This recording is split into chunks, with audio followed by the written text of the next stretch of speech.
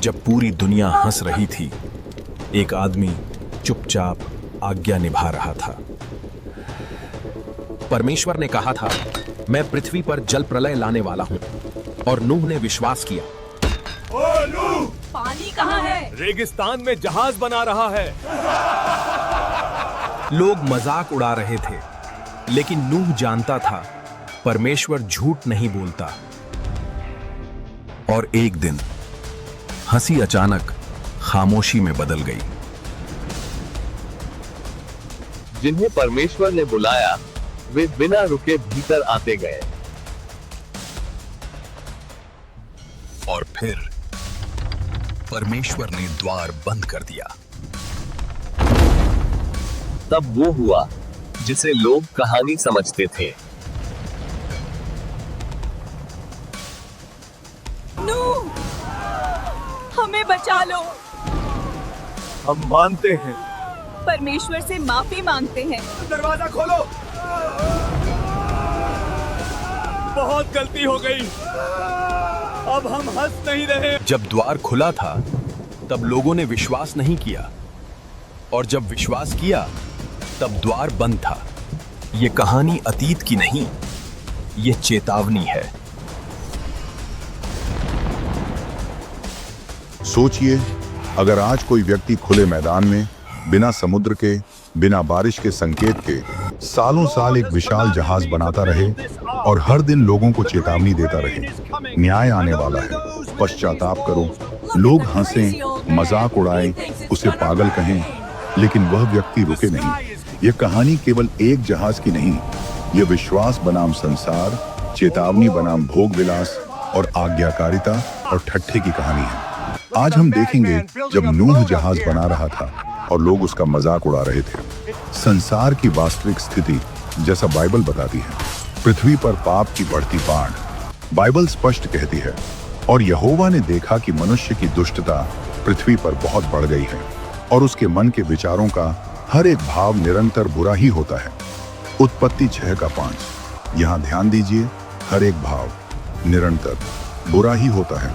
ये कोई एक दो लोगों की बात नहीं थी। पूरी मानव जाति का नैतिक पतन हो चुका था। हिंसा और भ्रष्टता से भरी पृथ्वी परमेश्वर की दृष्टि में बिगड़ गई थी और उपद्रव से भर गई थी।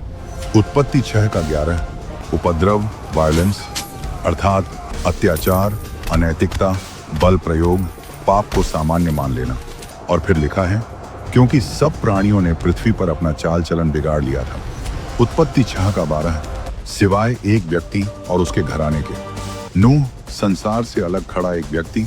नूह का चरित्र, नूह धर्मी पुरुष था। वह अपने समय के लोगों में खरा था और नूह परमेश्वर के साथ साथ चलता था। उत्पत्ति 6:9। 3 बातें। धर्मी, खरा, परमेश्वर के साथ चलता था। जब पूरी दुनिया एक दिशा में जा रही थी, नूह विपरीत दिशा में चल रहा था। परमेश्वर की चेतावनी और आज्ञा, आने वाले न्याय की घोषणा। तब परमेश्वर ने नूह से कहा, सब प्राणियों का अंत मेरे सामने आ पहुंचा है। उत्पत्ति 6:13। यह कोई अचानक निर्णय नहीं था, यह पाप के कारण आने वाला न्याय था। जहाज बनाने की आज्ञा। तू अपने लिए गोफर की लकड़ी का एक जहाज बनवा। उत्पत्ति 6:14। और परमेश्वर ने माप, आकार, सामग्री, उद्देश्य सब कुछ विस्तार से बताया। उत्पत्ति 6:14 से 16। यह साधारण नाव नहीं थी, यह उद्धार का साधन था। नूह का आज्ञाकारिता, बिना प्रश्न नूह का उत्तर, जो शब्दों में नहीं कर्म में दिखा।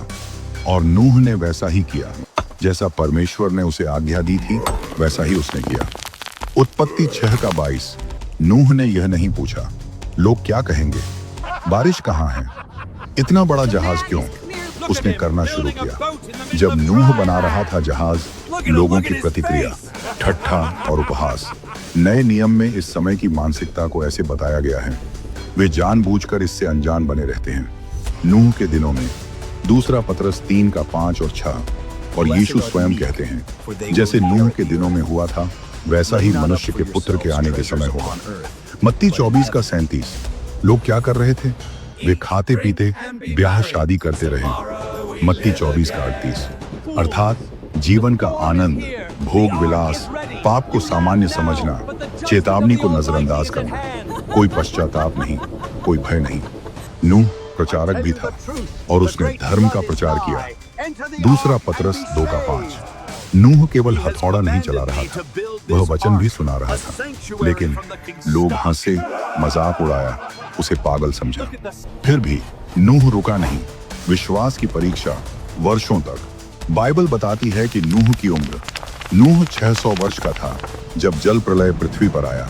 उत्पत्ति 7:6, अर्थात लंबे समय तक प्रतीक्षा, लंबे समय तक मजाक, लंबे समय तक विश्वास। हर दिन लकड़ी काटते हुए, जहाज बनाते हुए, लोगों की हंसी सुनते हुए। मुख्य आत्मिक संदेश, परमेश्वर की चेतावनी मजाक नहीं होती। संसार हमेशा विश्वास का उपहास करता है। न्याय से पहले अनुग्रह का समय होता है, आज्ञाकारिता में ही उद्धार है, परंतु विश्वास के बिना उसे प्रसन्न करना अनहोना है। इब्रानियों 11:6। और विश्वास से नूह ने अपने घराने का उद्धार किया। इब्रानियों 11:7। जब लोग हंस रहे थे, नूह काम कर रहा था। जब लोग भोग विलास में थे, नूह आज्ञा में था। और जब समय पूरा हुआ तो हंसी चीखों में बदलने वाली थी। अब आगे हम देखेंगे जब जहाज पूरा हुआ और द्वार बंद होने लगा। जहाज का पूरा होना एक युग का अंतिम संकेत।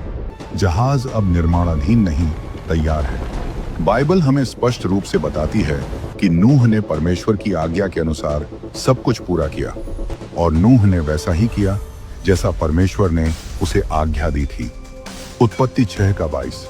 यह वचन केवल निर्माण की शुरुआत नहीं, बल्कि पूरी प्रक्रिया की पूर्णता को दर्शाता है। जहाज का पूरा होना यह संकेत था कि चेतावनी अब केवल शब्द नहीं रही, समय अब बहुत कम बचा था। अनुग्रह का द्वार अब अधिक देर तक खुला नहीं रहने वाला था। परमेश्वर की अंतिम घोषणा, समय पूरा हुआ। 7 दिनों की अंतिम अवधि। परमेश्वर नूह से कहते हैं, और यहोवा ने नूह से कहा, क्योंकि 7 दिन के बाद मैं पृथ्वी पर 40 दिन और 40 रात तक मेंह बरसाऊंगा। उत्पत्ति 7:1-4। ये 7 दिन अत्यंत महत्वपूर्ण हैं। बाइबल यह नहीं कहती कि लोगों ने पश्चाताप किया, लोगों ने चेतावनी को गंभीरता से लिया, बल्कि यह दिखाती है कि संसार अब भी जैसा था वैसा ही बना रहा। पशुओं का जहाज में प्रवेश, परमेश्वर का प्रत्यक्ष कार्य।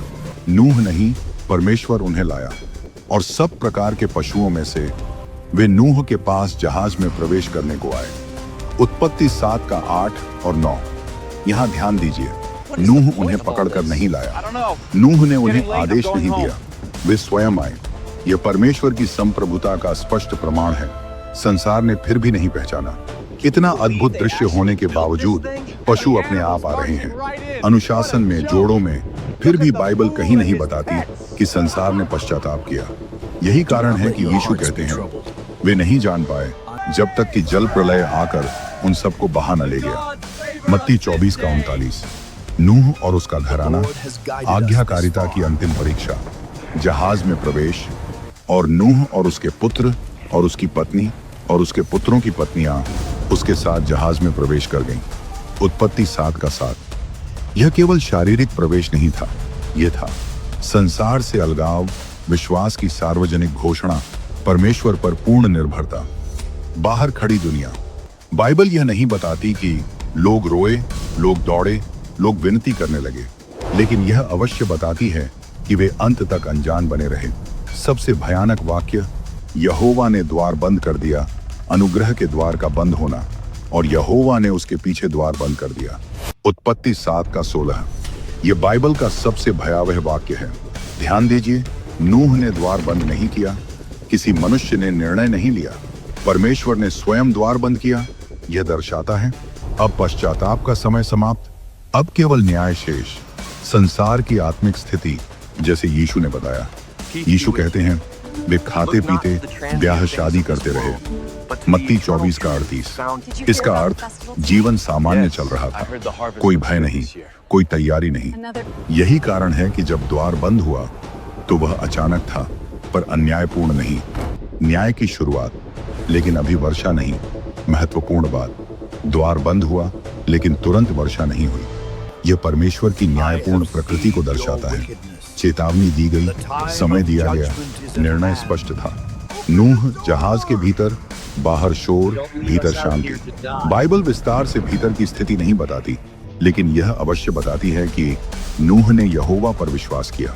उत्पत्ति 6 का 8 और 9 का मतलब जहाज के भीतर विश्वास था, आज्ञाकारिता थी, सुरक्षा थी।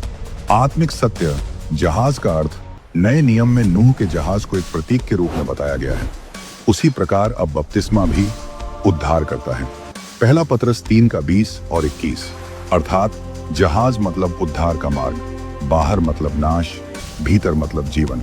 अभी हमको यह मुख्य आत्मिक संदेश मिलता है। अनुग्रह का समय सीमित होता है। जब परमेश्वर द्वार बंद करता है, कोई नहीं खोल सकता। बाहरी धार्मिकता नहीं, आज्ञाकारिता आवश्यक है। संसार अंत तक अनजान बना रहता है। आज यदि तुम उसका शब्द सुनो तो अपने मन को कठोर ना करो। इब्रानियों 3 का 15, जब जहाज का द्वार बंद हुआ तब भी आकाश से पानी नहीं गिरा था, लेकिन निर्णय हो चुका था। बाहर लोग अभी भी सामान्य जीवन में थे, भीतर नूह और उसका घराना परमेश्वर की प्रतिज्ञा पर टिके थे। और फिर एक दिन ऐसा आया जब आकाश फटने वाला था और पृथ्वी कांपने वाली थी। अब अंत में हम देखेंगे जब जल प्रलय आया, जब मजाक चीखों में बदला और जब संसार ने बहुत देर से सच्चाई को पहचाना। जहाज पूरा हो चुका था, पशु भीतर आ चुके थे और उसका घराना जहाज में प्रवेश कर चुका था। और फिर वह वाक्य आया जिसने मानव इतिहास की दिशा बदल दी, और यहोवा ने उसके पीछे द्वार बंद कर दिया। उत्पत्ति 7 का 16। अब हम उस क्षण में प्रवेश करते हैं जब चेतावनी इतिहास बन गई और न्याय वास्तविकता। वह दिन जब सब कुछ बदल गया। समय और तारीख, बाइबल की सटीकता। बाइबल न्याय के दिन को भी स्पष्ट करती है। नूह के जीवन के 600वें वर्ष के दूसरे महीने के 17वें दिन। उत्पत्ति 7 का 11। यह कोई कहानी नहीं, यह इतिहास है, दिन, महीना और वर्ष के साथ। न्याय की शुरुआत ऊपर और नीचे दोनों से। गहरे सोते फूट पड़े। उस दिन बड़े गहरे सोते के सब सोते फूट निकले। उत्पत्ति 7 का 11। पानी केवल आकाश से नहीं आया, पानी पृथ्वी के भीतर से भी फूटा, अर्थात सृष्टि का संतुलन टूट गया। वही पृथ्वी जो मनुष्य को सहन कर रही थी, अब न्याय का साधन बनी। आकाश के झरोखे खुल गए और आकाश के झरोखे खुल गए। उत्पत्ति 7 का 11। यह सामान्य वर्षा नहीं थी, यह परमेश्वर का हस्तक्षेप था। 40 दिन और 40 रात निरंतर न्याय, और पृथ्वी पर 40 दिन और 40 रात तक वर्षा होती रही। उत्पत्ति 7 का 12। यहाँ ध्यान दीजिए, एक दिन नहीं, एक रात नहीं, लगातार 40 दिन।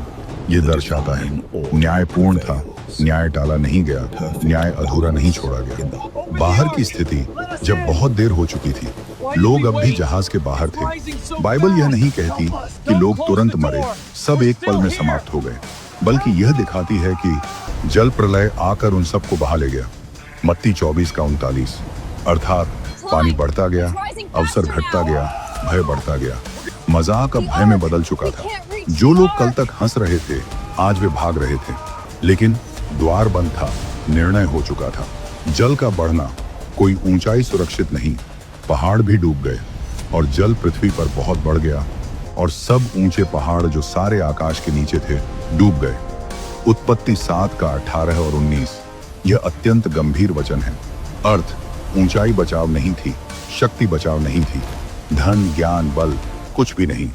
15 हाथ ऊपर तक जल पहाड़ों से 15 हाथ ऊपर तक बढ़ गया।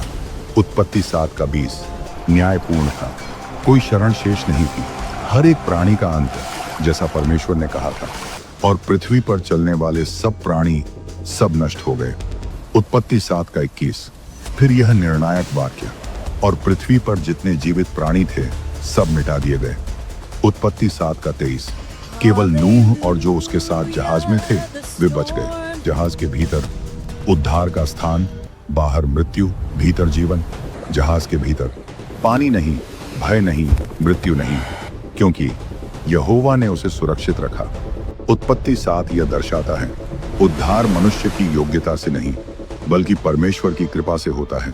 जल का स्थिर रहना, न्याय का पूर्ण समय, और जल पृथ्वी पर 150 दिन तक स्थिर रहा। उत्पत्ति 7 का 24। न्याय जल्दबाजी में नहीं, अधूरा नहीं, पूरी तरह पूरा किया गया। लेकिन कहानी यहीं समाप्त नहीं होती। परमेश्वर ने नूह को स्मरण किया, और परमेश्वर ने नूह को स्मरण किया। उत्पत्ति 8:1 यह वचन अत्यंत महत्वपूर्ण है। अर्थ, न्याय के बाद अनुग्रह, विनाश के बाद आशा, मृत्यु के बाद जीवन, नए नियम की चेतावनी। यह कहानी क्यों दी गई? यीशु स्वयं कहते हैं, जैसे नूह के दिनों में हुआ था वैसा ही मनुष्य के पुत्र के आने के समय होगा। मत्ती 24:37। और फिर वे नहीं जान पाए। मत्ती 24:39। यह कहानी केवल अतीत नहीं, यह चेतावनी है। मुख्य आत्मिक संदेश, परमेश्वर का न्याय वास्तविक है। ठट्ठा हमेशा सुरक्षा नहीं होता। अनुग्रह का द्वार हमेशा खुला नहीं रहता। उद्धार केवल परमेश्वर की आज्ञा में है। जो विश्वास करे वही बचेगा। इब्रानियों 11:7 का भावार्थ, नूह ने जहाज बनाया, लोग हंसे। नूह ने चेतावनी दी, लोग अनसुना करते रहे। नूह भीतर गया, द्वार बंद हुआ, और फिर पृथ्वी ने वह देखा जो उसने पहले कभी नहीं देखा था। मजाक चीखों में बदल गया, हंसी भय में बदल गई, और देर से आया पश्चाताप किसी काम का नहीं रहा। आज यदि तुम उसका शब्द सुनो, इब्रानियों 3:15। जैसा कि आपने ये वीडियो देखा, आई होप आपने इस वीडियो से ज़रूर कुछ न कुछ सीखा होगा। जैसा कि हम हर प्रचारक से, हर पास्टर के द्वारा ये सुनते हैं कि अंत का समय चल रहा है, अंत का समय चल रहा है। और यीशु मसीह ने कहा था कि जब अंत के दिन आएंगे तो उस समय नूह के चिन्ह दिखाई देंगे। जैसे नूह के दिनों में हुआ करते थे वही आज के दिन भी होने वाले हैं। जैसे नूह के दिन थे वैसे ही आज के दिन होंगे, अंत के दिन होंगे। और आप देख रहे हैं कि नूह के दिन की काफी सारी बातें सच हो रही हैं। और आप देख सकते हैं कि लोग खाने पीने में बिजी हैं। आप 10 कदम बढ़ाइए और हर कदम पे आपको कोई ना कोई खाने की दुकान मिल जाएगी। वो आपको फास्ट फूड की हो सकती है या फिर कोई जनरल स्टोर हो सकता है। हर जगह आपको खाने की चीजें अवेलेबल मिलेंगी। और ये तो ठीक है, लेकिन नेक्स्ट एक बहुत बड़ा चिन्ह ये है, उस समय लोग खाते पीते मौज मस्ती करते थे और व्यभिचार करते थे। और आज के टाइम पे व्यभिचार का पाप बहुत ही ज्यादा बढ़ चुका है और नूह के दिन से भी बहुत खतरनाक हो रहा है। उस समय तो काफी सारी फैसिलिटीज नहीं थी, फिर भी वहां पे होते थे, लेकिन आज के टाइम पे उससे 1000 गुना 100 गुना ज्यादा फैसिलिटी यहाँ पर अवेलेबल है। आज के टाइम पे जितना बुरा नूह का दिन था उससे कई गुना बुरा आज का दिन हो गया है। यहाँ तो उस समय तो सिर्फ नूह ही धर्मी थे, लेकिन आज के टाइम पे यीशु मसीह हर किसी को धर्मी बनाना चाहते हैं, लेकिन वो है कि वो मानता ही नहीं और वो परमेश्वर के पीछे चलना नहीं चाहता, क्योंकि वो परमेश्वर के पवित्र कलाम को, सच्चाई के मार्ग को छोड़कर पाप और शैतान के रास्ते पर चलना चाहता है। क्या आप परमेश्वर के रास्ते को छोड़कर शैतान के रास्ते पर चल रहे हैं? क्या आप नूह की तरह धर्मी हैं या फिर आप बाकी लोगों की तरह नूह का मजाक उड़ा रहे हैं? यीशु मसीह ने कहा है मैं आऊंगा, और हमें पता है कि यीशु मसीह आएंगे। अगर आप मसीही हैं, आप यीशु मसीह पर विश्वास करते हैं, तो आप यीशु मसीह के आगमन की कौन सी तैयारी कर रहे हैं? क्या आपने यीशु मसीह के आगमन की तैयारी कर रहे हैं? क्या आपने यीशु मसीह के आने के मार्ग को सीधा कर रहे हैं? क्या आप लोगों को सुसमाचार सुना रहे हैं? क्या आप लोगों तक उनकी आंखें खोल देने वाले प्रचार और ऐसी बातें उनके साथ शेयर कर रहे हैं? अगर ऐसा नहीं है तो आप कैसा जीवन बिता रहे हैं? आप अपने आप को मसीही कहते हैं, लेकिन एक मसीह का काम नहीं कर रहा है। ये बहुत ही बड़ी बात है, क्योंकि एक इंजीनियर अपना काम जानता है, एक डॉक्टर अपना काम जानता है, एक नर्स अपना काम जानता है, एक कंटेंट क्रिएटर अपना काम जानता है, एक मजदूर अपना काम जानता है, सब्जी बेचने वाला जानता है सब्जी कैसे बेची जाती है, दुकान चलाने जानता है कि दुकान कैसे चलाई जाती है, लेकिन एक मसीही नहीं जानता कि उसको मसीह का जीवन कैसे बिताना है। यीशु मसीह ने कहा है कि भेड़ें अपने मालिक को पहचानती है, लेकिन मेरी भेड़ें मुझे नहीं पहचानती। अगर आप यीशु मसीह को अपना शेफर्ड मानते हैं, अपना चरवाहा मानते हैं, तो क्या आप उसके पीछे चल रहे हैं? क्या आप उसकी आज्ञाओं को मान रहे हैं? आज के वीडियो के माध्यम से हम आपके साथ यह शेयर करना चाहते हैं कि यीशु मसीह के दिन जो गलतियां लोगों ने की और कैसी परिस्थितियां थी, कि आने वाले समय में भी यही होने वाला है। तो कृपया मैं आपसे रिक्वेस्ट करना चाहता हूँ कि आप अपने मन को फिराइए। आप मसीह में हैं, आप मसीह में नहीं हैं, आप मसीह में बहुत पहले से हैं, आप मसीह में अभी अभी आए हैं, आप कैसे भी व्यक्ति हैं, प्लीज़ प्लीज़ प्लीज़ यीशु मसीह पर अपने विश्वास को दृढ़ करिए और यीशु मसीह से कहिए कि यीशु मसीह मुझे क्या काम आप दे रहे हैं, क्योंकि अंत का समय नज़दीक है। मुझे भी अपनी सैलरी लेनी है, मुझे भी आपसे मेरे काम का दाम लेना है। तो जब तक आप मुझे काम नहीं बताएंगे तो मैं आपसे अपनी दाम कैसे मांग सकता हूँ, कैसे मैं वो सैलरी ले सकता हूँ? क्योंकि आपने कहा है कि हर व्यक्ति के पास एक स्वर्गीय धन होगा। अगर आप मुझे इस पृथ्वी पर अपने काम करने के लिए आज्ञा नहीं देंगे तो हम कैसे स्वर्गीय धन इकट्ठा करेंगे? अगर मुझे स्वर्गीय धन इकट्ठा करना है तो मुझे आपके काम को करना है। इसलिए आप मुझे बताइए कि मुझे क्या करना है। परमेश्वर आपको बताएंगे क्या करना है, लेकिन पहले आपको टेस्ट देना है।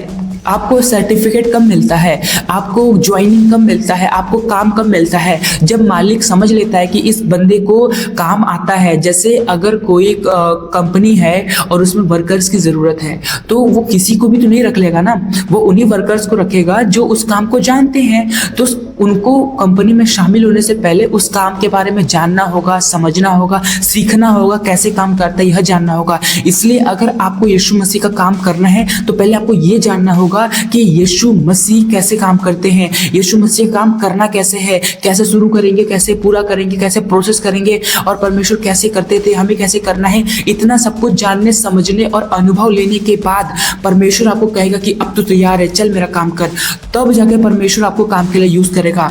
आप जितने भी बड़े प्रचारकों के आप सुसमाचार सुन लें, उनमें आपको यही चीज मिलेगा कि वो स्टार्टिंग के डेज में या तो बाइबल पढ़ते थे, या तो प्रार्थना करते थे, या उपवास करते थे, या सब करते थे। अगर परमेश्वर ने उन्हें चुना है। आज के वीडियो के माध्यम से मैं आपके साथ एक संदेश शेयर करना चाहता हूं कि नूह का दिन बहुत निकट है, बहुत निकट है, बहुत निकट है। मन फिराइए, मन फिराइए, मन फिराइए, वरना आप यही रह जाएंगे। तो आप इस बात को गंभीरता से लें, हल्के में मत लीजिएगा, क्योंकि अगर आप परमेश्वर को हल्के में लेंगे तो परमेश्वर आपको हल्के में लेगा। लेकिन परमेश्वर आपको हल्के में लेना नहीं चाहता है, वो अंत समय तक आपको बुलाना चाहता है। होशे पुस्तक में परमेश्वर कहते हैं यह समय है कि हम यहोवा की ओर लौट आए। यहोवा खुद बुलाता है, खुद कहते हैं कि हे बच्चे मेरे पास आओ, क्योंकि तुम मेरे पंखों के नीचे हो, नहीं तो शैतान तुम्हें उड़ा ले जाएगा, खा जाएगा, तुम्हें छीन ले जाएगा, तुम्हें फाड़ देगा। इसलिए तुम्हें मेरे पास आना ही है, नहीं तो तुम बचोगे नहीं। तो मैं आपसे यही कहना चाहता हूँ, यीशु मसीह के पास जाइए, वचन को पढ़िए। आप वीडियोस देख लेंगे काफ़ी, लेकिन आपको ज्ञान नहीं मिला, आपको वो अनुभव नहीं मिलेगा। ज्ञान मिल जाएगा लेकिन वो अनुभव नहीं मिलेगा। अगर आपको अनुभव चाहिए तो बाइबल के वचन को पढ़िए। Go and read Bible, Bible को स्टडी करिए, पढ़िए, वचनों को समझिए। नहीं समझ आ रहा है, परमेश्वर से प्रार्थना करिए, हे परमेश्वर मुझे वचन के मतलब बता। 1 नहीं, 2 नहीं, 3 नहीं, 4 नहीं, 5 नहीं, 6वें दिन, 7वें दिन, किसी न किसी दिन वो आपको जरूर समझाएगा। कंटिन्यूटी लेकर आइए, निरंतरता लेकर आइए, यत्न करिए इस चीज़ का समझने का। तो मैं आपसे इतना ही प्रयास करता हूँ। आई होप आपने इस वीडियो के दिए गए संदेश को समझा होगा और आप इसे अपने जीवन में भी लेकर आएंगे और आपने कुछ सीखा है। यीशु मसीह नासरी के नाम से, आमीन।